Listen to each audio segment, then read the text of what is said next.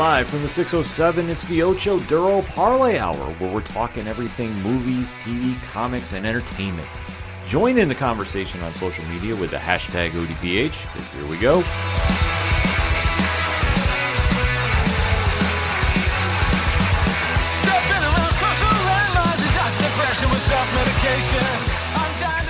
Welcome to an all-new edition of the ODPH podcast, better known as the Ocho Duro Parlay Hour.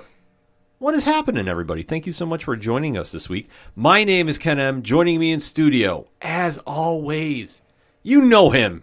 He's the co-host. His name is Padawan J. Hello, hello, hello. Folks, we have a lot to talk about in the land of movies, TV, comics, and more. You are tuned in to the entertainment edition of the ODPH, and we hope to interact with you after the show, so make sure to swing on over to odphpodcast.com.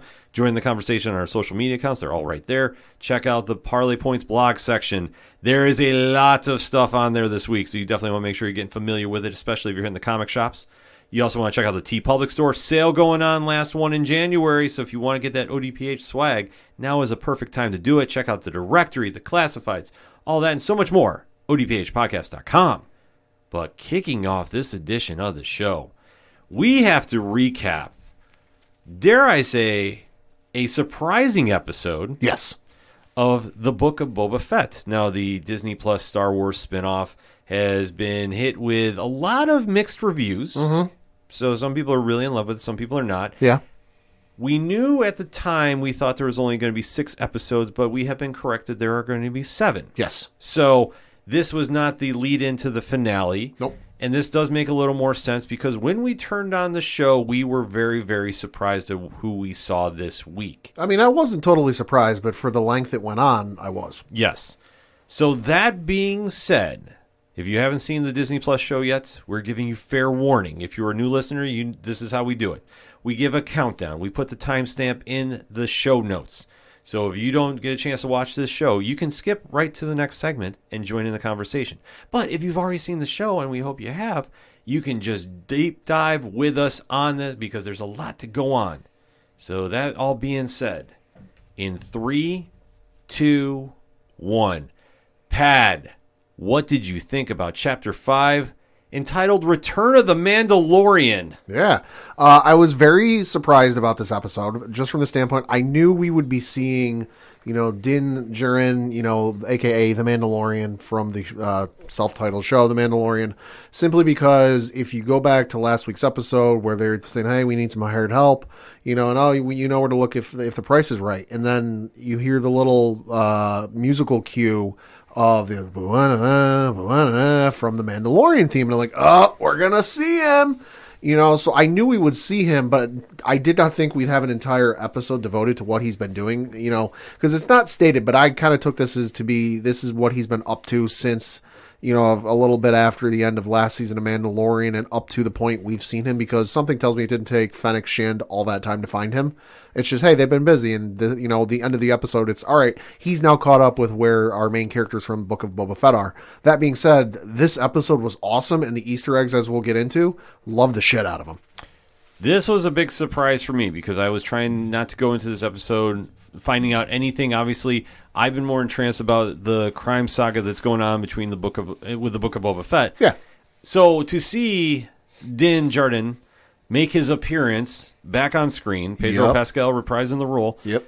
This was a big surprise. And the only drawback I had about this, as you touched upon, I thought it went way too long. That I thought if you're going to do this episode, with the exception of the Fennec Shand cameo, you could have done this after the Book of Boba Fett was wrapped up. There was a couple of sequences, where I thought it went on too little. I didn't mind the entire episode once it got going, and there was enough in there for me personally that I didn't mind the episode. There were certain sequences that I thought went on maybe a little too long and could have cut a little bit short.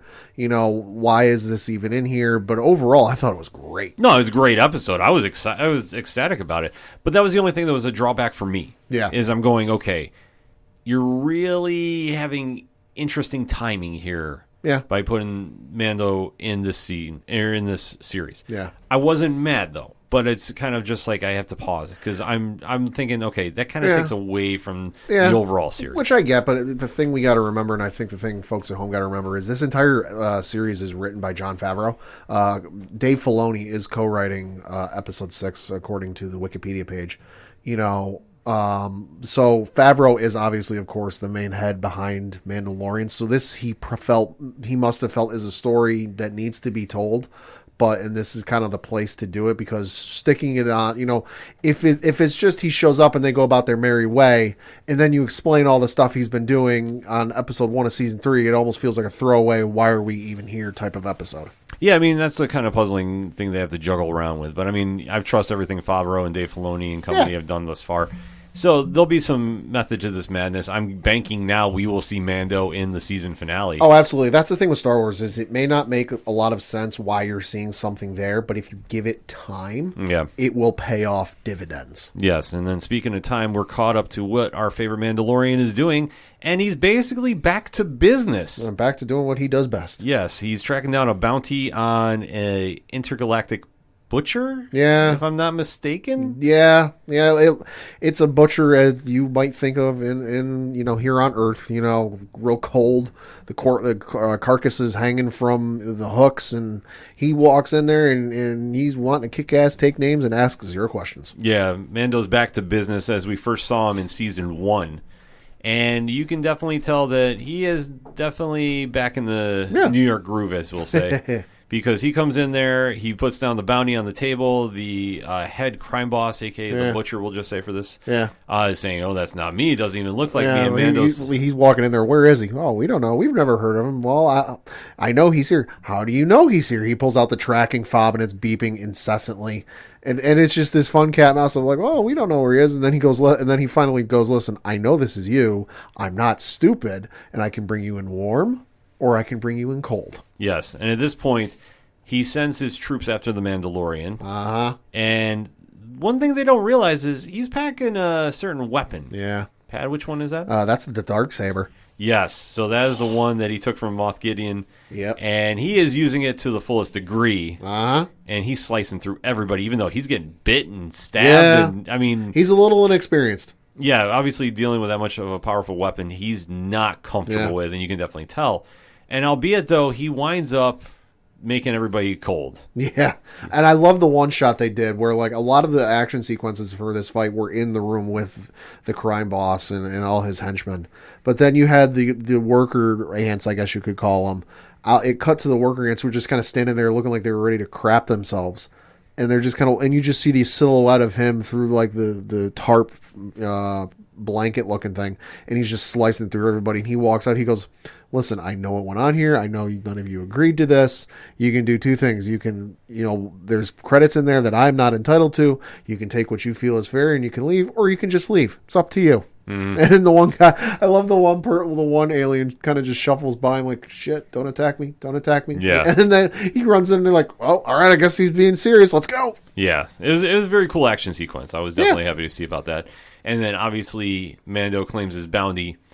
And when he turns it in, though, he does it for a very different reason. Because he wants to get directions. To where, Pad? It's like some... So I don't know where he ended up. Like, I'm sure the name of it will come out later. But it was like this... I'll be honest, it reminded me of like something of the ring from Halo. Yeah. It reminded me a lot of that. He's looking for someplace underground, and whoever he went to with the bounty won't give it to him. And he goes, "Listen, there's plenty of people who will take this bounty and give me the information I need." And so finally, after a little cat and mouse back and forth, he gets the information and he goes underground in this space station facility looking thing.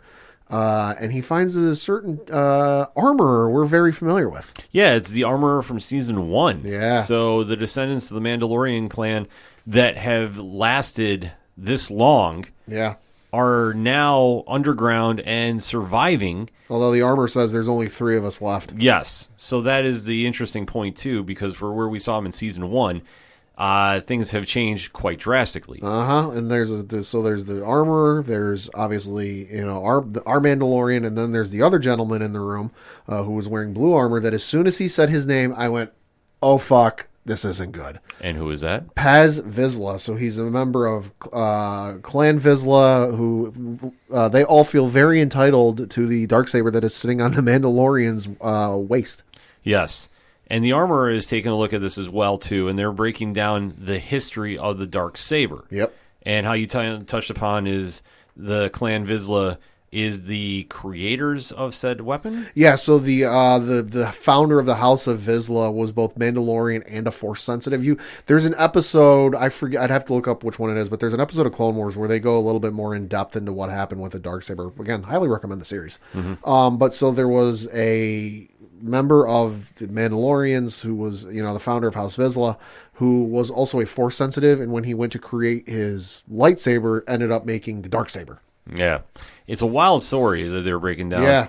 But even Mando is sitting there kind of going, okay, what are we doing from here? Yeah. Because he's now obviously understanding that this weapon is going to draw a lot of attention. And he even starts asking about Bo-Katan at one point. Have you heard of Bo-Katan Kryze?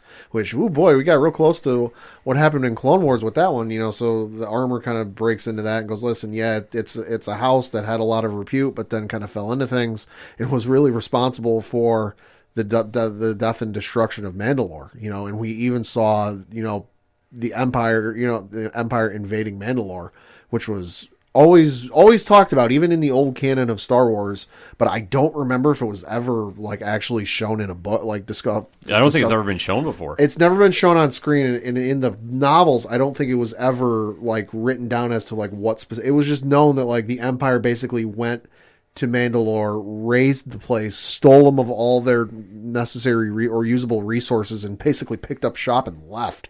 So to actually see it on screen, and the dome you see explode in the episode is kind of like the main hub you see in a couple episodes of Clone Wars.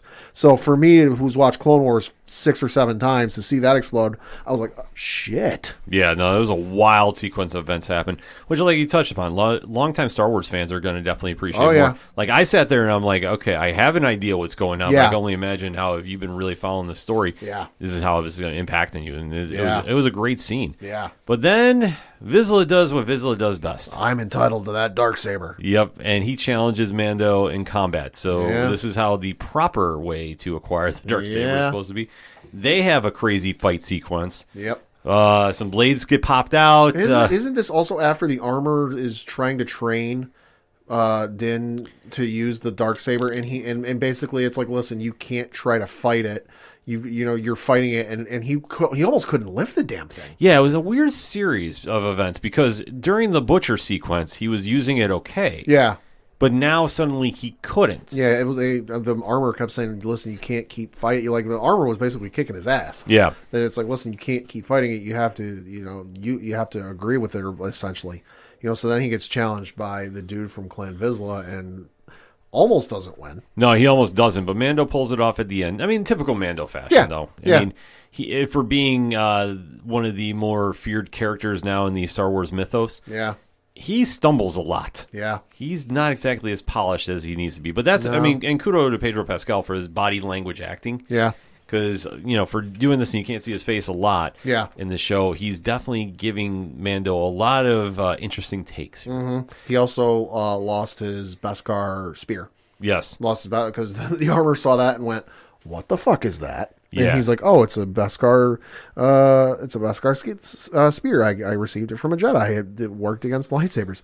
And she goes, and the Armor was like, that is a threat to every Mandalorian in the galaxy, because that tells people that you can make weapons out of Beskar, and that can get through our armor, and we don't need that. Yeah.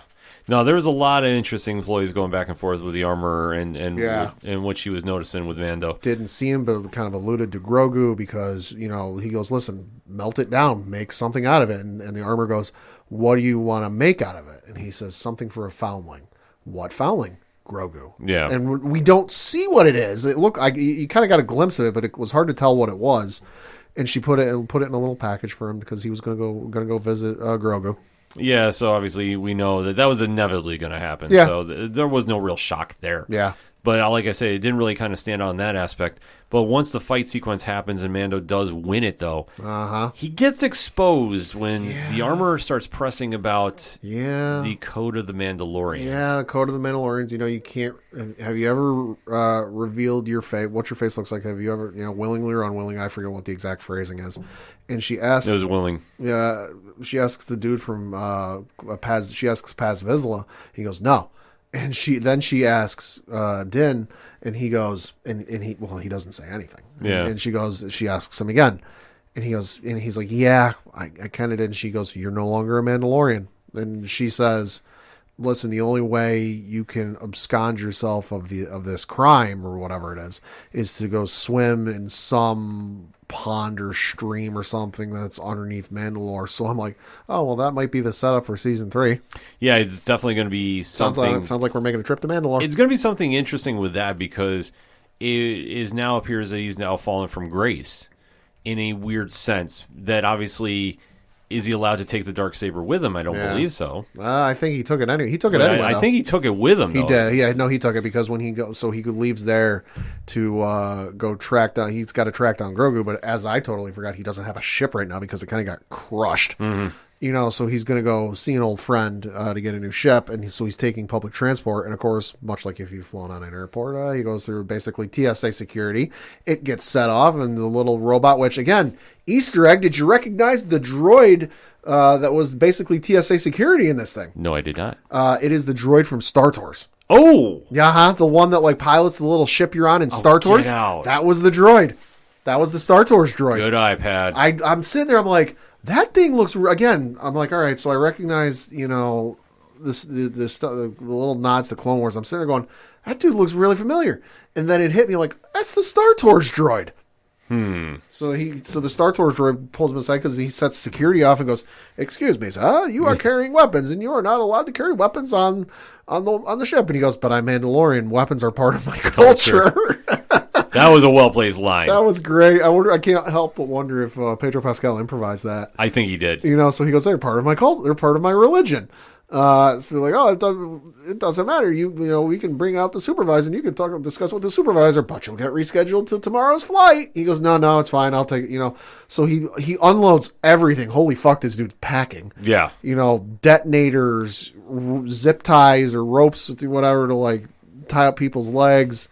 The little missiles out of his wrist rocket, the gun, the Darksaber. He starts unloading everything in there just to go take off and get a starship. See, I missed when the Darksaber came back out for that. So. Yeah, no, it was real quick and you miss it. Yeah, because I was sitting there wondering, I'm like, did they allow him to walk with it? No, he put it like right in the middle of the box, and it was like a real quick because like it kept cutting back and forth. Yeah, go back and forth him in his face. So like he'd take something off, it'd cut to him putting it in the box, then cut back to him, back to the box, it was quick and you mess it. Yeah. So he does get his flight though. And where does he go, Pat? So he's going to Tatooine, and that's not without a little thing, you might have missed. So the little package or whatever the gift he has for Grogu. Did you notice what the little thing looked like? Looked like Grogu's head. Yeah, I was going to say. I was like, oh, that's cute. And then he's got the little Rodian baby, sitting in front of him in typical public flight fashion. You got the annoying kid in front of you who just turns around and looks at you, staring at you. So he's feeling a little dry, like, I miss Grogu a little bit. But he takes his flight and he's going to Tatooine. Yes.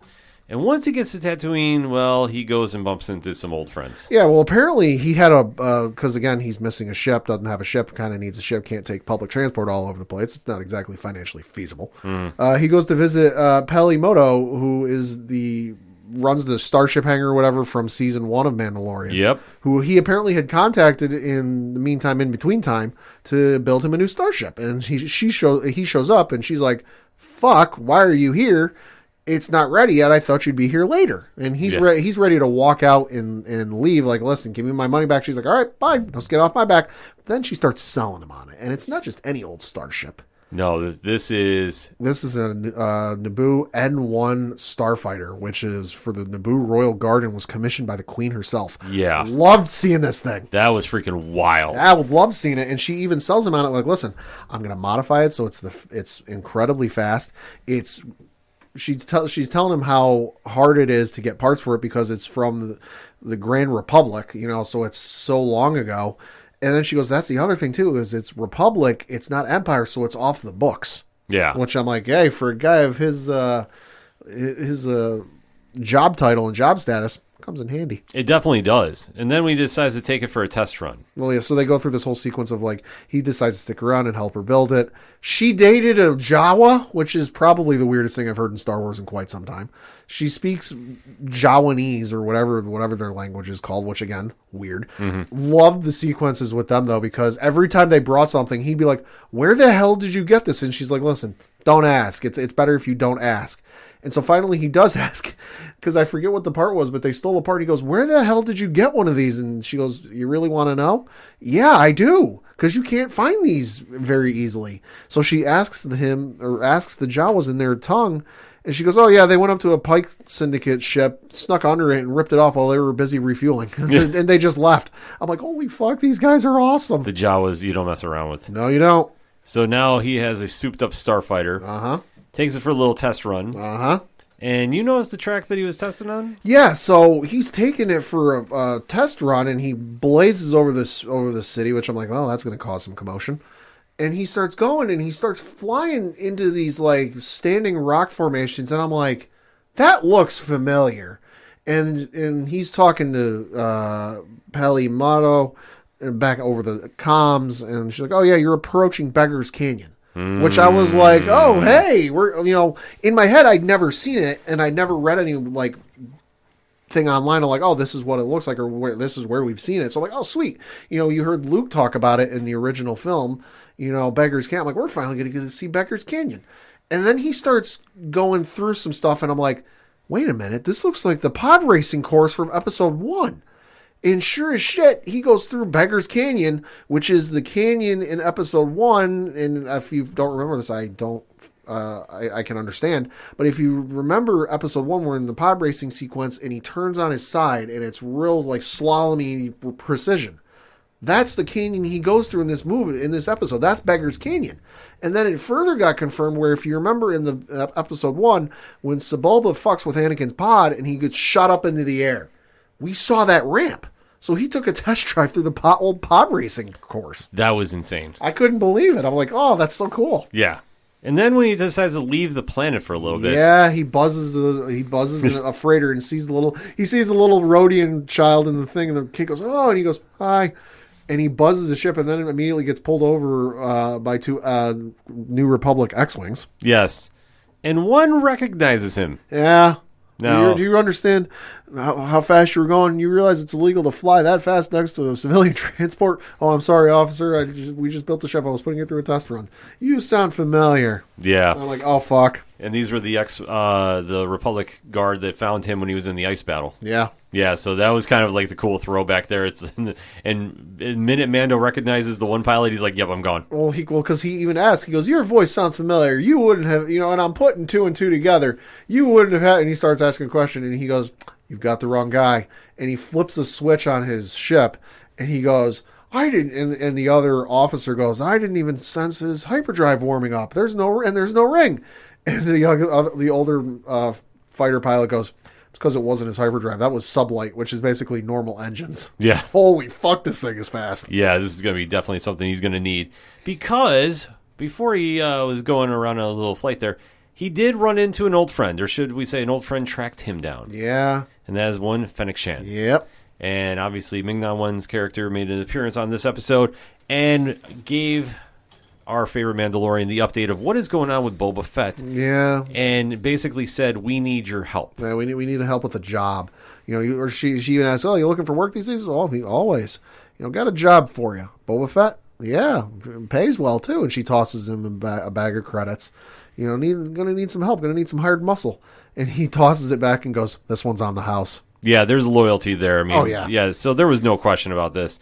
We kind of figured maybe we'd see the Mandalorian here, but now we got official confirmation. So when the big battle comes down, I don't think we'll see him at the beginning of it, But we'll see him come crashing in the middle. It'll be like Captain Marvel in Endgame. Yeah. It'll be one of those moments. I fully agree with you. And that's how the episode ends this week. Yeah. So final thoughts and speculation on where we're going here, Pat. Great episode. Absolutely loved it. I'm very interested to see what we see in the next episode because, as I mentioned, it is co-written by Dave Filoni. And those episodes tend to be awesome and full of lore and craziness. But as to where we go, I'm not really sure. That's one of the nice things is I figure he might amp up his forces a little bit more. We might see some more folks, we might not be expecting. I'm thinking a certain someone from Solo might be making an appearance because she's still around technically at this point, making an appearance. Got announced she's making an appearance in the comics coming up here not too long. If don't know who I'm talking about, she played a certain Daenerys Targaryen in Game of Thrones. Yes. If that's not enough hint for you, I can't help you. Go watch the movie. It's on Disney Plus. So I think we might end up seeing her. I think that's a distinct possibility. I'm banking on that to happen. I think, though, we're going to see, as you touched upon lately with Endgame and Infinity War, I think that's where we're going to have a 2-part episode where everything hits the fan. Probably. Because I figure what they're going to do is they're going to end this not with Boba getting killed off. No. But him now officially taking over the reins. Like, he's going to wind up winning this battle somehow. It's going to be like some sequence where, like, he's standing on top of a building in Mos Eisley or something and just, like, everyone kneels before him. Yeah, you're going to see something like that happen, and then I think we'll get an announcement for Chapter 2.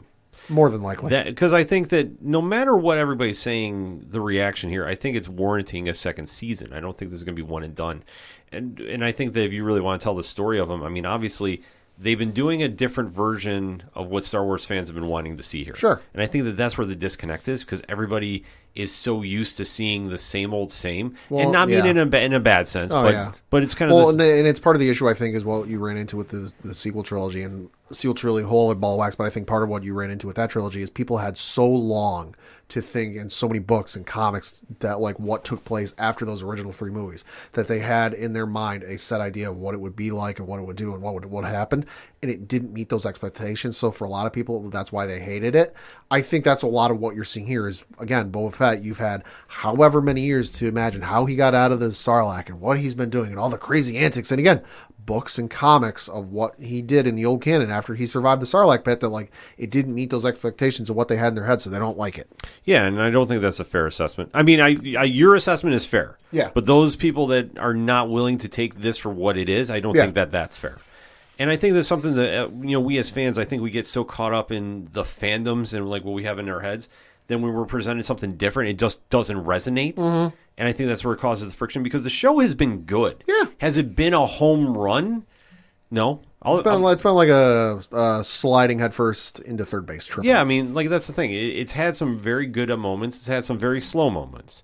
So if this finishes strong, which I hope it does, then I think they'll wipe away a lot of the bad taste that some people have. Not every episode of Game of Thrones, obviously not accounting the last season, not every episode of Game of Thrones was like the penultimate second to last episode where it was just batshit crazy. Yeah. You had those moments of like up and down. That's normal for a show. It is, and I think people got to be real patient with this, because the powers that be that are in charge of this are taking their time with us to build something.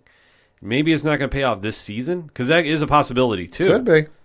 But I think by the time the story is told, I think we're going to get our payoff that we've been expecting for a character that's so beloved in the Star Wars universe. Yeah. Very excited, though, to see where they're going. Very happy with how this went for the season premiere of Season 3 of The Mandalorian. That's the way I'm treating it. I mean, it's just a little too long, I think, they spent on him if you're going to say this is a Boba Fett episode. That's my only knock against this. Otherwise, I thought it was fine. I thought it was perfect. It had some great Star Wars Easter eggs like you touched upon, Pat. Yeah. And I think that if they want to bring Mando back in for the 7th and final episode of this season, I think that's fine. But next one's got to be all Boba getting ready for the big battle and like whatever he's going to do. Anything less, I'm going to be very disappointed in. But we gave you our takes. Now we want to hear yours, ODPH Society. Hit us up on that hashtag ODPHpod. The Book of Boba Fett, Chapter 5, entitled Return of the Mandalorian. What was your thoughts? Did you love it? Did you hate it? And why? Let's discuss, shall we? We're going to take a quick break. We'll be right back. You know what that sound means? It's another episode of Game for a Movie, where we ask, are you game for a movie? Tell me, Andre. There's no special features on that goddamn DVD, alright? Oh, wow. For Hansel and Gretel? Hansel and You Gretel. have a DVD You watch it? of Yeah, Hansel and Gretel. She basically has sex with it, somehow. Yeah, Foreplay. yes. She's chair foreplay. I mean, they knocked it out of the park. which is why it's my number 3. So, Oh! Yes. I mean, I wouldn't be in it because this movie doesn't have women. But, you know, it's You- fine. It has one. Right. It has one. You would have 3 lines of dialogue. She how has more much- than 3. Oh. Okay. So I'm actually gonna get, like, I earn my 4 sentences of dialogue rather than, like, here, have a paycheck. You just stood there on the screen. You're a sexy lamp. shape or form. Anyway, we're not. Dark Phoenix 2. No. No. Because they really hate each other, so we get to enjoy some wonderful comedic scenes of them hating each other so much that they get into physical altercations that include her biting ex-detective Phillips's dick. Okay. But we don't in a hot tub. I know all of those words were English, but the way you constructed them, I'm lost. I'm not finding the arrangement of them very well. For those who haven't rated us or liked or given us a review, don't say that we haven't given you anything of value after listening to this podcast. You now know the difference between an R-rated dick and an NC-17 X-rated dick. You're welcome. Thank you guys for listening to Game for a Movie, where we ask, are you game for a movie? We'll see you next time. Bye. Bye. Coming back for another segment on this edition of the ODPH podcast, and time to talk about the best show on the CW. If not all of cable. Yes, this is a highly debated contest right now because there's so much out there, but Superman and Lois is standing head and shoulders above a lot of other shows right now. Uh-huh. Tyler Hoechlin and Elizabeth Tulloch are playing the title roles, and man, oh man, Season 2 has not let down since it has came back to the airwaves. Uh-huh. So much is going on, so we have to do some recapping of Episode 3 entitled The Thing in the Mines. You know the deal by now. Once the countdown is done, we start deep diving. You have been fair warned. So that all said, in 3, 2, 1. Pad, what did you think? I thought this episode was incredible. As we knew from the executive producer talking about, we were going to find out what exactly the hell was underneath. You know, obviously the title kind of gives it away. Spoiler alert, it's not Ben Grimm. Mm-hmm. You know, we were going to find out what exactly has been going on in the mines that's been causing Clark, you know, Superman so much pain. He gave us a little tip off of what it was going to be, but looking back, probably should have seen through that ruse. But overall, I thought the episode was awesome. I thought the episode was great, and I loved the swerve.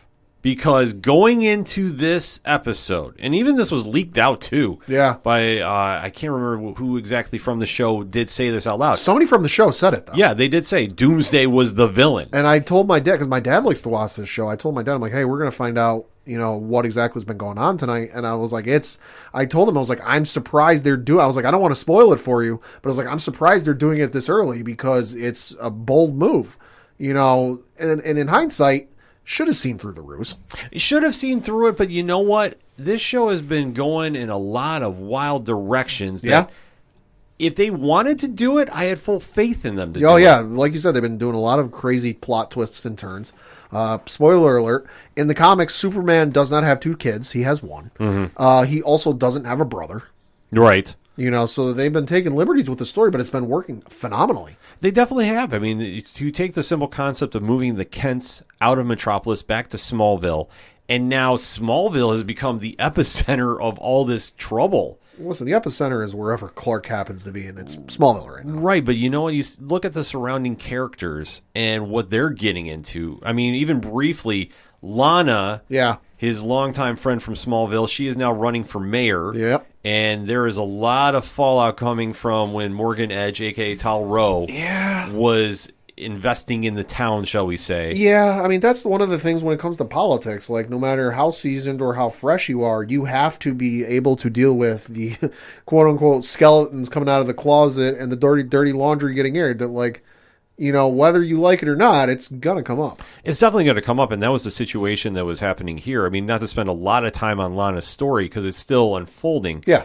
But she is now dealing with the brunt of the burden of Morgan Edge. Yeah. Because she was such a centerpiece of trying to win the people of Smallville over Yeah, to yeah. his side. Oh, yeah. And now it's coming back into really bite her in the face there, so to speak, that it's just something that she's going to deal with. And it's a great storyline for her character, though, too. So, Oh, yeah. So, like I say, they're doing a nice slow build with that. So, like I said, I don't want to spend a lot of time on it, but it's still noteworthy scenes going on. The rest of the family, though, did not have a lot to work with. I mean, one thing that they've been really I don't know. Maybe it's just me, Pat, but you can let me know what you think. Yeah. The story with Jordan and Sarah this season. Uh-huh. Do you feel it's being forced? Certain aspects, maybe. Not overall, no. See, the one thing, it just seems that Jordan, one of Clark's sons, the super-powered one, played by Alex Garfin, has really been, like, over the top with, dealing with the breakup with Sarah. Yeah. And now is, like, so irrational. Yeah. Like, he's talking marriage, and he's talking about revealing the secret identity, like, out of nowhere. I mean, it's essentially kind of retelling what happened with Clark and Lana, in like the Smallville aspect, but like putting a different spin on it. Yeah, it's trying to tell the same story again without using any of the same tropes or same stuff that his father already went through. Yeah, so I mean, that's been something that like I thought they spent a lot more time on than they probably should have. I will say, I feel like they're being a little over dramatic with stuff that I get. All right, she went away for a summer and this and that, but just like I feel like the drama is just like. It's way too much drama, way too fast. Yeah, I think so too. Like, I think that this is just like escalated to a point where like I can understand there being drama, and I think that obviously when you deal with teenagers on a show, you're going to see that. Oh yeah, and I'm not saying there's any fault with that. No, but I want to say like in comparison to what's going on with Jonathan, right? Like this is where a story is good with the teenage drama, and like I always say, Jordan Elsas has been like crushing it as Jonathan Kent. I think he's one of the most like. Underappreciated characters on the show. Yeah, I agree. And the only thing that he's had to deal with this season is he finally has a girlfriend in Candace. Yep. And he's dealing with his rival on the football team allegedly now having steroids. He is. Yeah. He's doing something. There's something going on there. And that kid shouldn't be bench pressing that much. Yeah, exactly. At that age, no. I mean, there's no way this should be going on. But if you take a look at like how they're doing that storyline, and they've done a slow build where like Jonathan now uncovers what's going on with Candace, and lo and behold, she turns out to be the reveal. She's the dealer. Yep. Like, how crazy was that? Well, she's the dealer, and he goes, listen, I know you're the dealer. And are you going to turn me in? You're going to break up with me? If so, just do it. No. And I'm like, oh, fuck, he's going to want some. And he goes, I want you to give me some. And I'm like, you fucking dumbass. Yeah, but that's what makes him, like, such a great character. That even with he's flawed, he is still like adding something different. I knew at some point there would be some sort of story where he wanted to get powers. Yeah, just because that's the typical sibling thing. If you got siblings, you know how it is. Mm-hmm. One brother or sister gets something, you want something as good, if not better, and you'll do anything you can to get it. Yeah, no, so I knew it was coming, but. Jesus. Yeah, exactly. But it makes for such a better story. And like I say, in the amount of time he's getting to work with his story, Jonathan's story is so much stronger than what's going on with Jordan and Sarah. Like, it's crazy to see how this is all playing out. But I'm loving it, though. Like, the only thing, I said with the Jordan and Sarah thing, I think they made too much of that instead of, like, presenting it in a way, like, I understand there should be some drama there, but to the extent that they're going with it is, like, it's a little much. Yeah, a little bit. But even so, taking a look at the core characters of the show, though. Yeah. Superman is still having the problems with his visions. Yeah, it's getting worse. Yeah, because even earlier in the episode, too, when he has to break up a fight between... he's actually talking to Jordan first. Yeah, he is. You can see the anger come out in him. Yeah. And now he's like visually getting to the point where he's exploding with anger. Yeah, because what is it? You got the one scene where... they're getting ready to go to. Well, they're getting even earlier than that. They're getting ready to go to school, and he's going to drive them. And Jordan comes up and tells him, I want to tell Sarah my secret. I want to tell her. And he's like, there are so many issues wrong with this that like I don't have time to get into them. And they're going back and forth. No, I love her. I want to marry her. Blah blah. Blah. And he just explodes. And it's like supersonic yells. But then you get the other scene later where he's talking to Jonathan. Mm-hmm. And then there's the football fight because he's Jonathan's confronting his rival about I know you're doing drugs and blah blah blah. And they start fist fighting and they go to break him up and Clark pulls him aside into like the locker room. And he starts yelling again, but it's even worse. And this time his eyes start lighting up, and he tells him to run. Yeah. And his heat vision goes off, and he can't stop it. And he puts his hands in front of his eyes, and he actually damages his hands. Yeah. So that these visions, whatever's causing him, is now amplifying to the point that they need to go get help.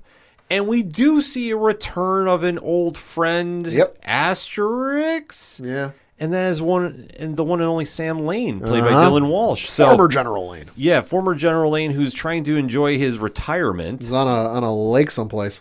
Yes, but gets called back in to find out what is going on between Lieutenant Anderson and Clark. Yeah, because they know something's going on, but, because Lois tells him, like, listen, something's going on underneath the mines. We need the DOD's in charge there. We need to get in. And he's like, listen, I'm retired. You need to go through the proper channels for that. Yeah, but listen, Clark and he aren't getting along real well and blah, blah, blah. And so then he hears the scene between Jordan and Clark, where he yells when they're getting ready to go to school, and he hears it over the phone because Lois comes out at that point, and he goes, I'm on my way back. Yeah, so he is now coming in to investigate what's going on. He does call in some strings for John Irons to go underneath the Schuster mine. Still got some connections. Yeah, he's still pulling some strings for him, and John goes underneath without his armor. Now, this is going to play a factor in a little bit later, but Wole Parks did a phenomenal job this episode, too. We got to definitely plug him. And as he's going through and investigating what's going on, he's finding some very noticeable rock shavings on the side of the wall. Now, what stood out for those, Pad? That stood out because I'll jump in and catch you here. It looked like kryptonite, but it looked like blood-stained kryptonite. Right. And it looked like there had been a battle going on, and somebody really, really got hurt. Well, based off of the leaked rumors of what it possibly could be, it made sense. Oh, yeah, no, they were setting this up to be Doomsday from the jump. Yeah. And even with the image we saw at the end of episode 1 where you saw the hand with the light on it. Yep. Last week. Real quick and you miss it. Yeah, last week when you saw the Doomsday suit, which if you haven't seen the suit, because that's very, very 30 years ago now. Yeah. That Doomsday at one point did have a suit that had lights on it. Yep. So you have to remember that when you're seeing that costume, because he does not wear it now. It's a different suit that he wears. But at the origin, that's where he did wear. Yeah. So when we finally see this, creature coming through, we're all assuming, okay, this got to be Doomsday. And then we're seeing the blood on the kryptonite. You're going, okay, at least that would look like kryptonite on the walls too. Yeah. So it's still the leftover ones that Morgan the X-kryptonite, was trying to go through. Well, as they're going through the mines, John is accompanied by Dr. Faulkner. Now, she is the person that's overseeing the mine situation. And when he starts piecing everything together, well, all of a sudden, Dr. Faulkner takes him out. Well, because I think she's no idiot. She has a PhD. She is a doctor. So she's no slouch. She ain't no idiot. She puts two and two together like, oh, this guy's not supposed to be here. He's learning way too much. Yank. Yes. So when he's taken out of the equation, there is another episode that is going on in the mines. Yep. And then all of a sudden, you see this figure, after another explosion happens caused by Dr. Faulkner. Yep. This figure comes shooting out of the mountains. Because if I remember right after she knocks out John, she says, we need to advance the timeline or something. Yeah, she's basically saying, like, we need to move up the timeline. Yeah, so she's talking to somebody. So she is trying to unleash Doomsday, at least we think at this point. We think, yeah. Onto the world, which is like, okay. Bold strategy, Cotton, see how it plays out for him. Yeah, and then when we saw Doomsday, quote unquote, come out of the mountain, it looked like him. It was that same suit. It looked like him, but I tweeted. I don't think I tweeted this to you. I think I tweeted this to Coach. I go, he looks small. See, I thought he looked huge. See, no, like I thought because I wondered that because when they did Doomsday in Smallville, he looked absolutely nothing like him in the comics. Obviously, TV budget, you really back then you couldn't do it. But then also he was human sized. So that was my one thing with this was like, all right, how is he going to look? And then how tall is he going to be? So when that was the first thing I know, he was because they had a shot of the soldiers firing at the body that jumped out of the mountains, and I'm like, this fucker's tall. Yeah, no, he was tall, but the thing is, I noticed about the body size. Like when I see Doomsday, what registers is like the Hulk size. Sure, and he has to be wide, like thick wide. Okay. And when I saw him, I go, oh, he's not thick. Like See, I didn't even pick up on that. I just noticed the height, and I'm like, right, no, this fucker's tall. Height wise, Height-wise made sense, but I'm looking at the body size and I'm going, okay, wait, that's not him. I completely overlooked that. Yeah, no. Which I mean, there's a lot going on with this. Like I say, because I always remember that story when I first saw Doomsday, and Doomsday was thick, like the Hulk size, like a little smaller, but he definitely was around that age. So like when I saw that, I'm like, oh wait, this ain't him. No. All right, like if so, this is gonna be a really skinny version. I don't know how we're gonna play this out. I figured they might have gone CGI'd and with Doom's like King Shark for Flash. Okay, yeah. Like I figured that's how we're gonna see. That was the one thing I was curious about too. I was like, all right, you butchered the shit out of it. Listen, as much as I love Smallville, the Smallville Doomsday looked fucking awful. Yeah. You know, the movie version was good. You know, I as much as shit as the movie gets, I dug seeing him on screen as he properly should look, or at least a modern take on him should look. So that was the one thing I was going to be, and again, as big a Superman fan as I am, that was one thing I was going to be very critical on, is how does he look? And then he gets into the fight with Superman, and then you see part of the mask come off, but I'm like, that ain't fucking Doomsday. Yeah, no, it definitely wasn't. Once you saw that Superman starts fighting him and the part of the mask gets ripped off, you see it's actually Superman's face. Uh-huh. And I know you texted me immediately and said, Bizarro? Yeah. And I went... Well, that's not the only thing I texted. Yeah, I know it's not the only thing he said. Well, the other thing I said is when the Doomsday, what we thought was Doomsday, was in the middle of fighting Superman, I texted Ken and said, quick, somebody yell Martha. Yeah. No, I was waiting on that too, because I'm like, oh shit. Like when this is all going on, I'm like, somebody yell Martha. I literally text Ken and I go, somebody yell Martha. Yeah, because I figured something was going to happen here. Meanwhile, while this battle is going on, and kudos to the stunt coordinators too here. I mean, the battle looked dope between Superman and Bizarro. You saw John Irons wake up finally in the cave, summon for his armor. Yep. He does like the jumping Iron Man-esque leap and starts firing off blasts, close range.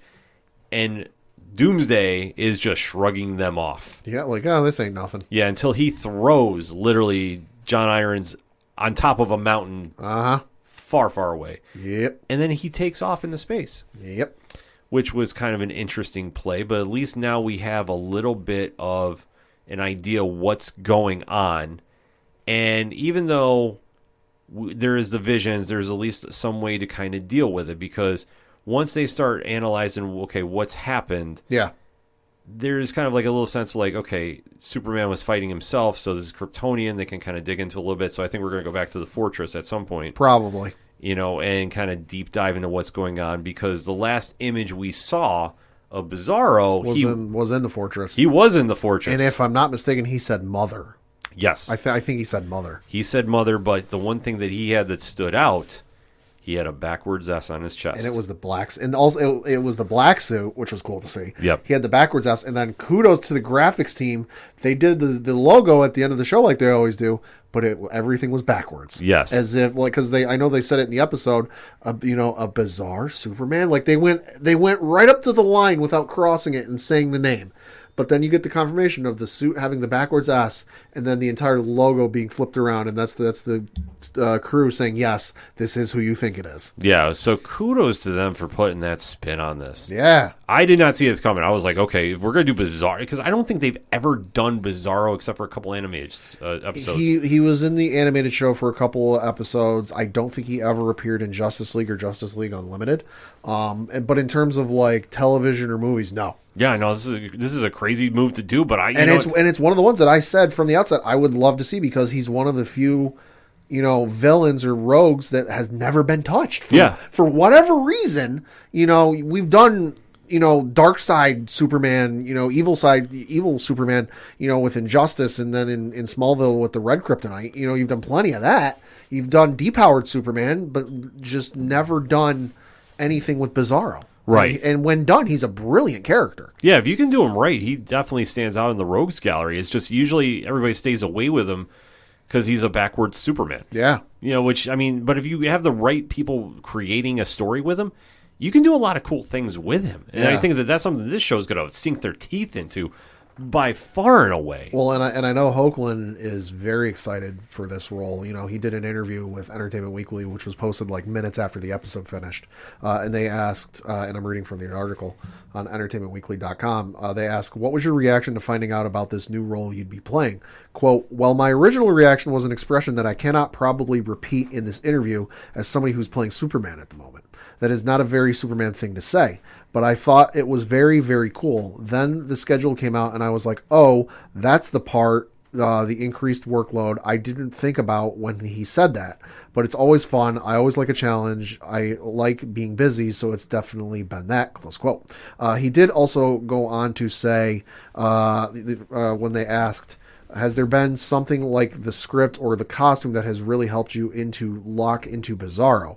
He said, quote, talking about the character and talking about where they're coming from and where they're going obviously is part of shaping it. Hair and makeup, wardrobe, cannot be stated how important those things are. Even on other shows I've done where you have prosthetics and things like that, when you do not see yourself in the mirror, it's a really freeing kind of experience because it doesn't even feel like eyes are on you at that point.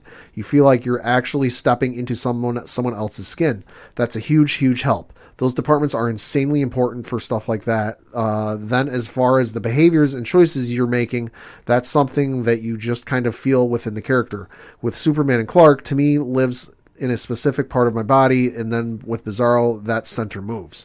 So he even went as far as to say he worked with an acting coach friend of his that talked about like the center and finding where the character lives, and he talked about just like the way Superman carries himself, but then the way Bizarro carries himself. So it's going to sound like it's going to be a very night and day difference between the two. And, that sounds dope, too. And, I mean, Tyler Oakland has just embraced the role of being Superman. Oh, yeah. Like, sometimes you'll hear actors will just be like, yeah, they're just doing this because they know it's a Marvel movie or it's a, DC show. It's a paycheck. Yeah, no, he seems like he's embracing this. And he gets it. And that's the coolest thing about him. That, to really just get so invested in the character. And now, I mean, he's making a strong role. Like, Superman is him. Uh-huh. Like, absolutely. Considering with all the great actors who played Superman over the years, it's a wild scenario to see, but definitely an exciting one. And before we wrap up this episode, though, we do have to mention very quickly about what's going on with Lois. Yes. Because Lois has now been brought out for allegedly faking sources about a cult that she was investigating. Yeah. And then it turned out last week to find out that her sister Lucy was involved and nearly killed herself because of it. Well, Lois was trying to reach Lucy to have a one-on-one to meet about her sources in question. Sister hasn't talked to her in a number of years, but has been talking to the dad, so she talks like, listen, has a whole back and forth about her dad, basically says, listen, you helped my sister for everything, and you never helped me, why? And he goes, all right, fine. Helps with her, he goes, all right, sets up a meeting with her, goes up to meet with her, except it's not her that she meets. No, she meets Allie Elston, the head of the cult. Uh-huh. And that is going to be an interesting conversation for next week. That was like a straight up hello Clarice type of moment where I'm like, oh fuck. Yeah, I'm like, oh, this just got interesting. There is so much win-win about this show, Pat. I mean, final thoughts and speculation. Great episode. Super excited that we're getting Bizarro, which again is a fantastic character if written well, and I think based off of everything Tyler Hoechlin has said in interviews is going to be phenomenal, and I cannot wait to see where they go from here. This was a win-win episode. I mean, even, like I say, if I can just complain about the Jordan and Sarah thing, and that's the only thing I didn't really like because it was too long, this episode hit everything on its strides. Like, everything they've done, like I say, with Lana and her story and this, like, how much, her stuff that she's been doing over the past season is now coming back to haunt her, that's a big move. Lois's thing, investigating the Doomsday cult, that I'm assuming it is, that's going to be a big thing. Jordan and Sarah is kind of like... We'll get there, and I understand we got to have the teenage angst nonsense. Yeah. But, like, if it's in smaller moderations and it did not take up as much time on the show as it did, I probably would have been more okay with it. Jonathan has a great story going on. Natalie and John Irons, when they get going, they're going to have a great one. But the fact we have Bizarro on the show, I never thought we'd see that in live action.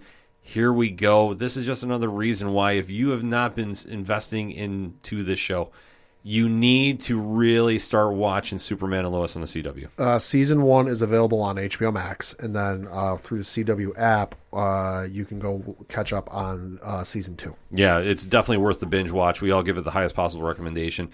We're big fans of this show, obviously, because not only do we recap it, we live tweet during it as well, too. So you want to make sure you're watching Superman and Lois, and let's have that conversation, shall we, folks? Episode 3, The Thing of the Minds. Hit us up on the hashtag ODPHpod. Did you love it? Did you hate it? And why? And if you're not watching the show, I want to know why you're not watching Superman and Lois yet. Let's talk, shall we? We're going to take a quick break. We'll be right back.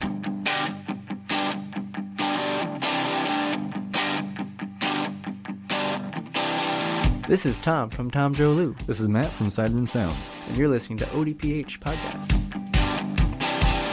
Wanna go where no one knows my name, to the desert, the oceans, or the plains. Coming back for the final segment on this edition of the ODPH Podcast, and let's talk some one-shots. Yeah. Now, last week, obviously, we did not have an entertainment show. I addressed it on the sports podcast. If you did not hear, unfortunately, I came down with a case of COVID. Special shout out again to everybody who was checking in and sending their well wishes. I'm recovered from it now, cleared to do the show. But obviously, there was a lot that was going on that we want to quickly recap. And the first one that was on our list, obviously, was the Moon Knight trailer. Yeah. So, Pat, I know I gave my opinions on a blog that you can find at odphpodcast.com under Parlay Points ODPH Extra. But since you're here in studio, let's talk a little spoilers on the trailer. Yeah. The newest show coming to Disney Plus from the MCU starring Oscar Isaac. Yep. Let's talk about it. This show looks fucking nuts. Like, I admittedly don't know that much about Moon Knight other than he's like the MCU version of Batman, but with fewer morals than Batman. And the only interaction, I don't remember him from any of the animated series I watched. And the only iteration I remember of him from the video game was he was in the shitty, awful Spider-Man Web of Shadows video game for like a cup of tea. So admittedly, my exposure to Moon Knight is very limited. That being said, the show looks fucking nuts. It's going to be definitely a different show than you've seen on the MCU. The one thing to know about Moon Knight is, I know he does get compared to Batman a lot, but Moon Knight also suffers from dissociative identity disorder. Right. So he does have different personalities that they did tease a little bit during this trailer. Yeah. Because at one point you hear that he's referred to as Steven, and that's his alias is Stephen Grant.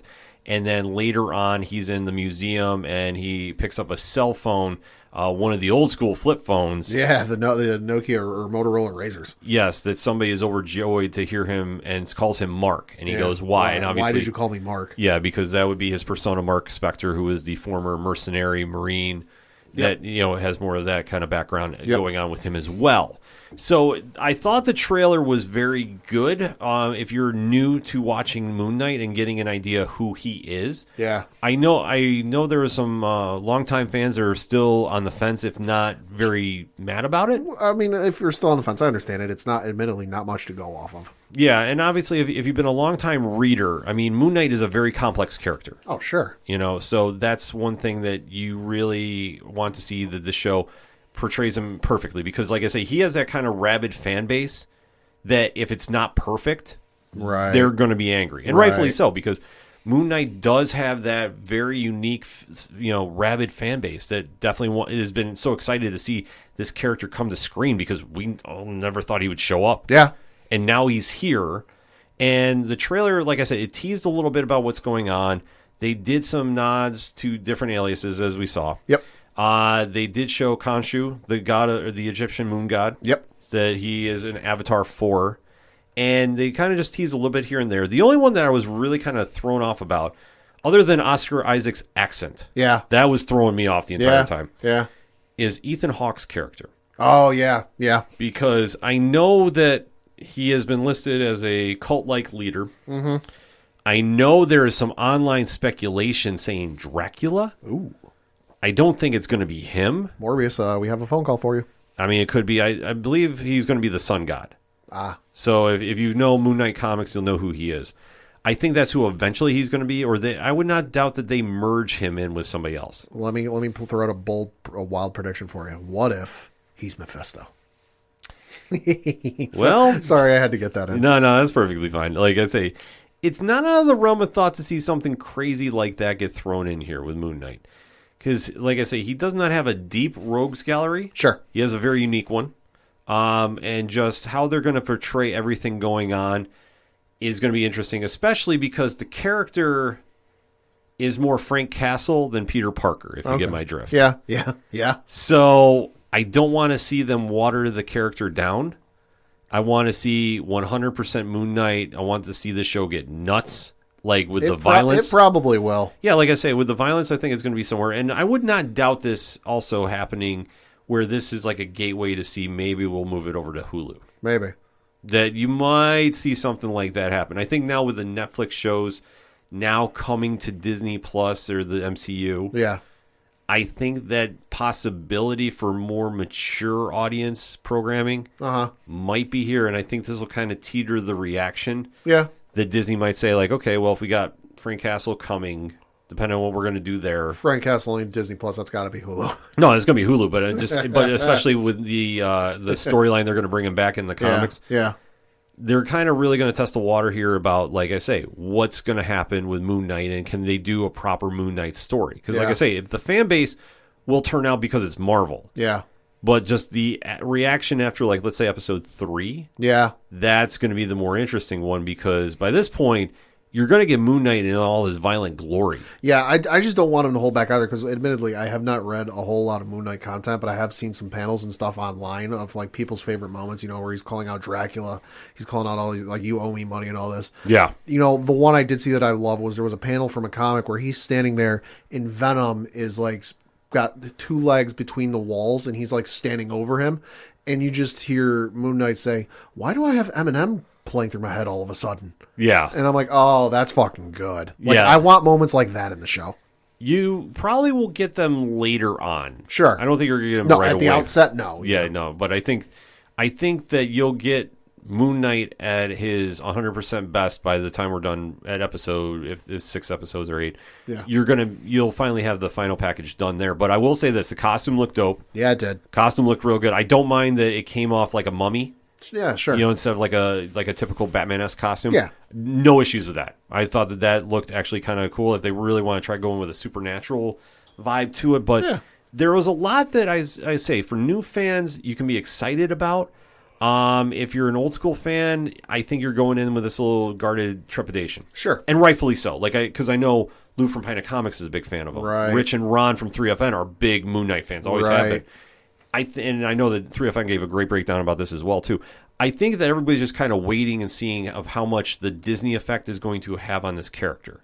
But I will say this, though. After watching The Mandalorian, Book of Boba Fett this week, they didn't really hold back on the violence there. No, they did not. So if they keep that kind of element up for Moon Knight, I think we'll be okay. But we got to see a little bit more. Love the Kid Cudi remix, too. Yeah, that was good. Have to throw that in there. Moon Knight is going to be hitting Disney Plus on March 30th. Yes. So definitely excited to see about that. What else you got for one-shots? I got to talk some video game news because it was announced just yesterday from the folks. This is coming from StarWars.com, so it don't get no more official than this. Reading from the article on StarWars.com. Quote, Star Wars gamers, get ready for new galaxy and genre-spanning adventures. Electronic Arts and Lucasfilm Games announced today that they will join forces once again for 3 new Star Wars titles. The next title in the Star Wars Jedi franchise, a strategy game, and a first-person shooter, all currently in development from Respawn Entertainment. Shepherding the next installment of the Star Wars Jedi story is game director Stig Asmussen of Respawn. Peter Hirschman, game director who has a long and accomplished history with Star Wars, leads the development of Respawn's Star Wars first-person shooter, a new studio helmed by games industry veteran Greg Forst will create the new Star Wars strategy game, developed through a production collaboration between Respawn and Bit Reactor. Respawn will produce the new Star Wars strategy game while Bit Reactor's lead development of the Reactor leads development of the title. So this is super exciting just because, hey, first-person shooter that's not Battlefront and hopefully not multiplayer, I'm all for. Listen, my PlayStation Wrapped came up last year, so it looked like the Spotify Wrapped, but for PlayStation. I played 532 hours of video games last year. One of them was online. If that is not enough to tell you, I don't like playing multiplayer because I do not have the time nor the patience for it. So if the first person shooter is going to be like a singular story, you know, where it's got like co-op, I'm all right with that. But in terms of a Jedi Fallen Order sequel, fucking give it to me. I played it last summer. Or not last summer, 2 summers ago now, I think. Yeah, 2 summers ago now. You know, because it was on sale on the PlayStation Store for like either half or 75% off. It's a great fucking game. If you can find it, you know, at your local game store used, I definitely recommend you picking it up. It's a great game. You'll get a lot of fun out of it. It's a hell of a great story, you know, from the folks over at Respawn.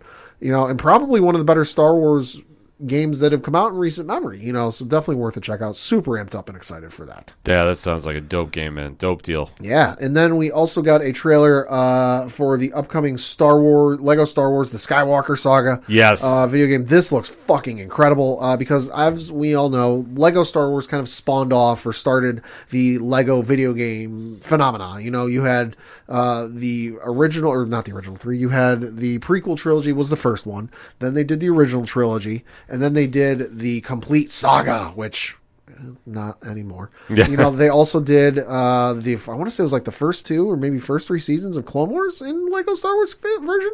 But they've gone on to do Lord of the Rings, Hobbit, you know, Pirates of the Caribbean, Marvel. They've done Batman. They've done the Lego movie, Jurassic World and Jurassic Park. You know, pretty much they've done Harry Potter. Those games, Lego Harry Potter games are great.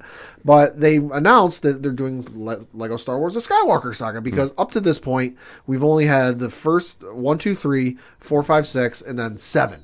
Because they came out with the Lego Star Wars Force Awakens when the Force Awakens first came, but they never did The Last Jedi or Rise of Skywalker. Why? I don't know. They put out Lego The Hobbit, which is the first 2 Hobbit movies, it cliffhangers like in the movie, and then they never did anything with the third one. Reasons. Yeah, reasons. But they announced this Lego Star Wars The Skywalker Saga, and everyone figured, it's probably just going to be them updating the graphics, maybe adding some different things, and then doing Last Jedi and Rise of Skywalker. No, no, my friends. If you look up the trailer on YouTube, which is about 6 minutes and 12 seconds, it's a phenomenal trailer. It really goes in depth with how the game's going to look. It is obviously all 9 movies, so the prequel trilogy, original trilogy, sequel trilogy, and as it regards to the movies they've already done, completely redone. Nothing, you know, you might see some elements that it reminds me of from the first game, completely redone top to bottom. It looks phenomenal. You know, admittedly, the first one was kind of simple where it's like, attack a guy 3 times with your lightsaber and then they die. Blast, just press the if you're Han Solo or Princess Leia with a blaster or anyone with a blaster, just fire, just point yourself in the general direction and it'll auto lock onto that. Like, no, it's actually looked like maybe a little bit of difficulty to it. It's still a kid's game, you know, so obviously it won't be too difficult, but there's a health bar. So like you can't just, great, I know I got to press 3 times and that'll take care of them. There's attacks and fluidity with Jedi. There's force powers. You can mind influence folks. They show Obi-Wan from the original trilogy mind influencing, you know, Tusken Raiders. Mm-hmm. You know, it looks like it's a hell of a lot of fun. It's going to be unlike the original games where it's kind of linear and you can only play the missions and you're kind of limited to that. It's going to be in the vein of how the Lego games have become, where it's open world. You can kind of go wherever. Like they showed, I believe it was Rose from The Last Jedi on Mustafar. So obviously free plays there, but they said in the trailer, you will progressively unlock, you start at whatever trilogy you want. So you can start with the prequels, you can start with the original, or you can start with the sequels, and you progressively unlock worlds, and you will be able to freely travel to those worlds as you unlock them. So this game looks absolutely insane. I cannot wait for this damn thing to come out. This game looked dope from what you showed me on the trailers. I'm only sad that one world was not open was the holiday special. I need to play that at some point. Yeah, the game does come out on April 5th of this year. If you get the deluxe edition includes the character collection bundle, which no word about that yet, but I am noticing on the I paused it on the video on YouTube. I am noticing that there is a certain poster in Lego form for the Mandalorian. That's got to be a DLC. Yeah, so it says the character Lego Star Wars Skywalker Saga character collection. It does say 7 character packs. And of the 3 photos you notice, one is for Mandalorian. So Baby Yoda will be in the game at some point, along with the Mandalorian. There's another one there. I can't quite tell what it is. It's hard to say. But then the third one does look like to be the clones from the Bad Batch animated series, which fucking give it to me. Hell yeah. This game is going to be super awesome. I cannot wait. I know, man. I'm actually excited about this one. I'm going to give it a shot because, like I said, Legos are not my usual forte, but I'm definitely excited for that. But I want the holiday special, damn it. Yeah, and then I got a last bit of games. I got to mention the PlayStation Plus Games of the Month got announced. And normally I don't talk about these because mostly they're kind of shit, but it's actually kind of fucking good this month. Yeah. It was announced today on the PlayStation blog that the free games, of course, if you are a PlayStation Plus member, you can download these games, and as long as you are a PlayStation Plus member, you will continuously be able to play them. As soon as your PlayStation Plus subscription membership runs out, you lose them. But so long as your membership keeps going, you will be able to continuously play, download, play. You can delete it, re-download it. Doesn't matter. Oh, that's cool. Yeah, you can continue to play it. The games that were announced were, for PlayStation 4, you can download EA Sports UFC 4. Tiny Tina's Assault on Dragon Keep. Now, I got really confused. I'm like, holy shit, they're giving us the new game for free. It's not the new game. It is the DLC from Borderlands 2 that spawned off Tiny Tina's Wonderlands that is coming out in March. So again, if you are wanting to play Tiny Tina's Wonderlands and you have PlayStation Plus and a PS4, probably even PS5 because it's backwards compatible, download that. It's a serious amount of fun and hilarious. It's Borderlands humor, but Dungeons and Dragons. You know, without the rolling for initiative and all the other mechanics that come with Dungeons & Dragons. They poke fun at it and have some fun with it, but it's serious amount of fun, and you will absolutely love it. And then the one game that got announced for PlayStation 5 is Planet Coaster Console Edition.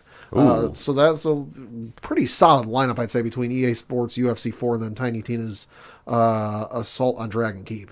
Great lineup this month. It definitely sounds it. I mean, they definitely look like they stacked the deck, and that's something you need to do. Yeah. I mean, definitely, video games are not easy to keep the attention of the viewers. This is true. To say the least. And then lastly, we got a trailer for one of the upcoming Pinocchio films, because, hey, there's 2 of them coming this year. One from Disney, but the other one is going to be on Netflix, and it's coming in December from the legendary director Guillermo del Toro. Ew. So this trailer, kind of simple. It's only about 55 seconds, maybe about a minute. And in it, you see a certain cricket, one Jiminy Cricket, voiced in this trailer by one Ewan McGregor, talking about how there's a certain story everyone knows, and you might have heard of it. He knows it because I lived it. I was in the heart of the wooden boy who became real. And of course, Pinocchio. It is a star-studded cast, to say the least. You have in the film, Cate Blanchett is in it, along with Finn Wolfhard, David Bradley, who you might know as Walder Frey from Game of Thrones. Okay. He's also Filch from the Harry Potter films. Ewan McGregor, as I mentioned, is playing Sebastian Cricket. David Bradley, as you know, is playing Geppetto. Okay. You've also got Ron Perlman in the film, along with Tilda Swinton, Christoph Waltz. So this is a phenomenal cast. No release date according to the trailer. It just says December of 2022. So I would guess maybe around Christmas time. Who knows? It looks good, though. It looks interesting. I will say that. It was a little creepy, but that's Del Toro. That's Guillermo del Toro. It's going to be good, but it's also going to be real weird. Yeah, it's definitely going to be weird as all hell. So, like I said, I was not super, whoa about this, but I was not exactly, you have to know with the temp of the room you're going with. Yeah. I'm intrigued, but I'm like, I'm here for this. But I'm like, yeah, it looks kind of good. Yeah, it definitely looks kind of good with that. So, definitely want to check that out. All right, so let's talk a little more TV. Okay. Tonight, as we're recording, Resident Alien returns to Sci-Fi. Okay. So the show by Alan Tudyk is coming back for season number 2. It's a very quirky show. If you're into something a little different, I definitely recommend it. Season 1 is Alan Tudyk being Alan Tudyk, but it's a very, very solid show based off the old school independent comics, so you definitely want to go check that out. TV-wise, too, strong shows have been coming out. Peacemaker, I know we've both been watching. We have not done a deep dive about that for the show. Peacemaker's fucking amazing. Peacemaker is out of control. John Cena has taken this C-list character and made something relevant with it. Even if you're not a superhero or comic book movie fan, go find the intro on it, because I'm pretty sure HBO Max posted it on YouTube. Watch the fucking intro. It is the greatest TV intro on TV right now. Yeah, and the fact that they made Vigilante into the sleeper character that we now need a spin-off show for. Yeah, you're not wrong. Freddie Stroma is fucking killing that role. I never thought he'd be this good in this role. Yeah. Because Vigilante is straight up 80s Punisher wannabe. Yep. But damn, Stroma is making this character into something worth watching. So like I say, the show has been a home run thus far. If you haven't checked it out, new episodes drop every Thursday on HBO Max. Yes. So definitely get on board with that if you have not already. Like I said, if you love the Suicide Squad movie that James Gunn did, this is just the sequel that you want to get that you may not ever get. Everything's perfect about this. Naomi, too, on CW. I definitely want to shout that out. Show has been a lot better than I thought it was going to be. I'm happily surprised with it. I thought it would be good, but it's very, very good. And if you're not familiar with the character, definitely go down to your comic shops and go pick up some books and get familiar too. But Naomi has actually been a very, very solid watch. So definitely want to plug that as a recommendation this week. And also, for recommendations, we got to talk about The Legend of Vox Machina. Okay. This is coming out on January 28th on Prime Video. It's coming from Critical Role. Now, are you familiar with who Critical Role is? I don't watch their content, but I have heard of them. Yes. So they are a media company that was created by a group of voice actors who have been doing this RPG fantastic work since 2012. So this project came from Kickstarter. It has broken all types of records at Kickstarter. They raised over $11 million. Put that in perspective. That's impressive. Yeah, it's I believe it has the record for film and TV, most ever raised. So this got picked up by Amazon Studios. They've signed off for 2 seasons, so 24 episodes in total. Okay. There was the panel at New York Comic Con that I went to with Rich from 3FN and Dre Driven, and the panel is dope. And I'm showing Pat the little promotional art for that as well. Okay. So this is going to be something up everybody's alley if you're into something that's a little left of center from your typical RPG shows. The animation is very cool. I was fortunate that I was allowed an early screening of this. So I have seen it. I'm not talking any spoilers, but what I'm going to say is this. If this is an absolute must-watch, in my opinion. I think that this is easy for anybody that if you're not like super into RPGs, you can get into. Okay. It's definitely not safe for work. The humor is all over the place. Yeah. They don't pull any punches with that. But it works, and this group is so quirky that you can't help but root for them. Okay. In what they're involved in. Okay. So I have to say, if you really want to give this a shot, I would give it a highest possible recommendation. It's got great animation. Like I say, you can't beat that anyway, anywhere, anyhow. Okay. And for what they want to capture, what they do on Critical Role, I thought they did a fantastic job with. And like I say, it's something that this cast will win you over, and you'll find yourself just sucked into their universe and their crazy adventures. Can't recommend this highly enough. So this is coming out on January 28th on Prime Video. After you check it out, I definitely want to talk some spoilers with everybody, but you will hear no such spoilers from me until then. So, like I say, Legends of Vox Machina, you need to go check out on Prime Video on the 28th. All right. So, that being said, obviously we weren't here last week. There's a lot of comic stuff I got to do some recommendations for at the shop this week. Last week, Shadow Man number 5 came out, and obviously the year of Valiant has kicked off in such a strong way, to put it mildly, Pat. Okay. This is no joke of what is going on in the pages of Shadow Man. This kicks off the Dead Side War, which is going to be the big event of Valiant to start the year with. Cullen Bunn and Pedro Andreu is doing the creative side of things. They came back very strong. If you love the first run of Shadow Man with Cullen Bunn and John Davis Hunt, you're going to definitely enjoy this run as well. Very strong issue to go kick into. From Boom Studios last week, too, was Power Rangers 15, The Altarian War, Ryan Parrott. I got to do like your Nick Spencer. Enough said. Everything they're doing in the Power Rangers saga right now has been so good. And if you're not familiar with what they're doing, I highly recommend take the deep dive at your comic shop and get caught up on what they're doing there. Because Parrott's doing this amazing epic that's redefining the Power Rangers for me. And like I say, I'm more of a novice to the Power Rangers universe. Sure. But now I'm so fully entrenched. Like, I'm finding myself when I'm reading the books, I'm yelling out loud, like, let's go. And I'm getting excited like that as a fan, which is weird. And I know Tom Craven is smiling somewhere right now hearing that, but it's true because the work that they're doing between both books, Mighty Morphin and Power Rangers by Boom Studios, it's fantastic. And I can't stress highly enough, you need to go check it out. Now, that was last week. This week, though, you need to pick up while you're at the shops Power Rangers Universe number 2. Okay. So that is by Boom Studios as well. They're taking a deep dive into the character known as the Phantom Ranger. Okay. So you're finding out a little more about the background, about how he came to be. It's a very cool story. The artwork definitely is popping off the page. I'm showing Pat. Oh, very nice. The one thing I do is I show Pat this live, so he does not see this ahead of time. So you can definitely get the honest reaction out of him. Also at the shops this week, Once and Future, number 24. Listen, this is one of the best books out there. Boom Studios killing it again. Kieran Gillen and Dan Mora are just freaking crushing this book. So much quality stuff coming out from them. It's not even funny. House of Slaughter, number 4. James Tynion's spin-off book from the Something That's Killing the Children. Might be the best book of the week. By far and away. It's emotional as all hell. They did such an amazing job with this book. Like I said, with what Tynion's doing with Tate Bromell and Christian. Okay. They have done some fantastic work in this issue. So I got to give that a very high plug.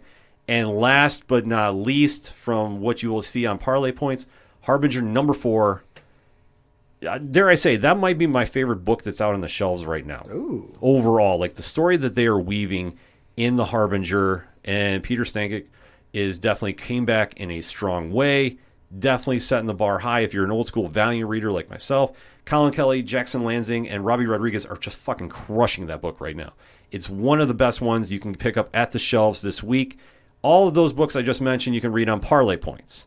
Now, there are a couple I'm definitely going to plug quickly that I haven't got a chance to review yet, but I'm definitely interested in picking up. First and foremost, if you talk to any independent podcast that covers comics, this book is circled on their calendar. Okay. It is Saga. Okay. Saga is returning. So okay. Brian K. Vaughan and Fiona Staples' book is definitely, is so phenomenally good. It is now finally returned to the shelves. You need to go pick this up. If you haven't been reading Saga, just start at the beginning and catch up. But for anybody that's been reading this book, this date has been circled on the calendar for so freaking long that you can't escape it. It is that well done. Lastly, Comixology. Scott Snyder. He has got Clear number 4, Night of the Ghoul number 4. Enough said. If you know me well enough, and I do tweet about this quite often, everything they're doing at Comixology Unlimited, you need to go sign up for right now because those books are absolutely killing it. Marvel's got a strong week too. Devil's Reign is coming out, the Chip Zdarsky event, and obviously with Daredevil news coming out this week too about a new series dropping this later this year, you know all eyes are going to be on that book. And DC Comics has a Peacemaker book with Garth Ennis. Enough said. I'm just leaving it there. There is a lot that, like I said, we discovered and had to talk about too, even Cowboy Bebop by Titan Comics too, as well. There is a lot that hit the shops this week. So I'm just going to say this. Go make sure you're supporting your independent podcast to cover comics because I'm sure they're going to have breakdowns of everything going on this week. Check out Parlay Points where I have my blog reviews up right now talking about some of those books. And definitely hit your local comic shops this week and support and go buy some books. There is so much great stuff out by Boom, Valiant, Marvel, DC, Image this week. The list goes on and on and on. Go support your comic shops, people. So that all being said, the music you heard on this edition of the ODPH is a shout out to the robots. They're fantastic people. They're super into comics. In fact, when you hear the TikTok videos talking about Parlay Points, it's them. Pat, where do I go find about them? ODPHpodcast.com. Right on. Swing on over your music section. Check out everything going on with them. Brian Wolf, Second Suitor, Tom Jolu, Yard Party, Floodlands. The list goes on and on. Fantastic people you need to go support. Also, while you're at the website, go check out Parlay Points. Like I said, new blogs dropping each week. You have so much content right now on there, I don't even know where to tell you to start. I'm just going to tell you to start at the top and work your way down. That's how we do here at the ODPH. Also, while you're at the website, check out the Classifieds, which has organizational links supporting Black Lives Matter, all the friends of the show, and all their amazing pod groups that we are in via the Podchaser pages. So shout out to the Inner Circle, shout out to the aPODalypse, and shout out to 8122 Productions and 607 Podcasts. Also, check out the TeePublic store. Final sale of January. Get that ODPH swag. Yeah. You know you want to get that Pad's Dealing shirt. Yeah, you do. It's out there right now. It's selling. You know you want to be jumping on the next big thing. I mean, dare I say, Pad's becoming a fashion icon. Ah, yes. Yeah, I know. Forget Yeezus. It's going to be the year of the... Well, we'll come up with something. Yeah.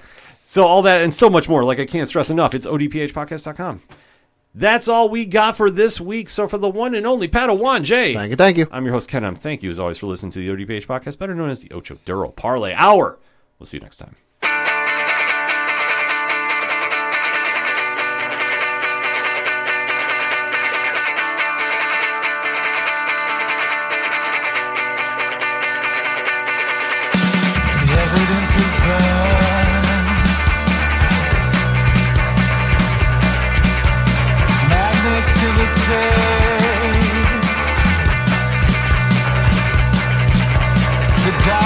Has crept up to cover your face, sliding backwards in disguise, and nothing collapses into place. So we try to keep our heads above